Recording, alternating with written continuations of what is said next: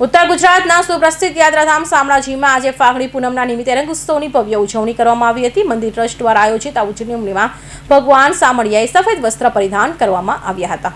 ઉત્તર ગુજરાતના સુપ્રસિદ્ધ યાત્રાધામના શામળાજીમાં આજે ફાગણી પૂનમ નિમિત્તે રંગોત્સવની ભવ્ય ઉજવણી દરમિયાન મંદિરના પૂજારી દ્વારા ભગવાનને બિલગુલાલની સહિતના કુદરતી રંગોનો છંટકાવ કરવામાં આવ્યો હતો। વિશેષ આકર્ષણ રૂપી ચાંદીની પિચકારીથી ભગવાન અને ભક્તો પર રંગનો છંટકાવ કરાયો હતો। આ પ્રસંગે ભક્તોની ભારે ભીડ જામી હતી અને તેઓ ભારે હર્ષોલ્લાસ સાથે ભગવાનનો રંગે રંગાયા હતા। ફાગણ સુદ પૂનમના દિવસે હોળી બાદ બીજા દિવસે મનાવવામાં આવતા રંગોત્સવ સમગ્ર મંદિર પરિસરમાં રંગોથી રંગીન બની ગયું હતું।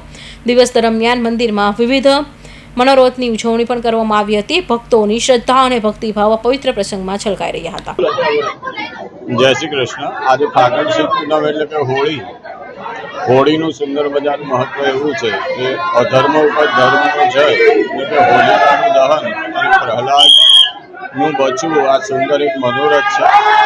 તેના અંતર્ગત શામળાજી વિષ્ણુ મંદિર ખાતે આજે ભગવાનને વિવિધ રંગોથી હોળી રમી અને ભગવાન જોડે ભક્તો પણ હોળી રમીને ધન્યતા અનુભવી રહ્યા છે। હમણાં હાલ શણગાર આરતી થઈ, ત્યારબાદ ભગવાનનો સેવાનો ક્રમ જેમાં 12:15 વાગે રાજભોગ, 2:15 વાગે ઉઠાપન, 6:30 સંધ્યા અને 8:15 શયન, 8:30 ભગવાનનું મંગલ થશે।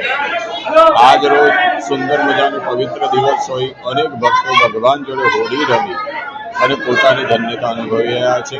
અનેક ભક્તોએ દર્શન કરી હોળીનો લાભ લીધો છે। મારું નામ વર્ષા શાહ છે।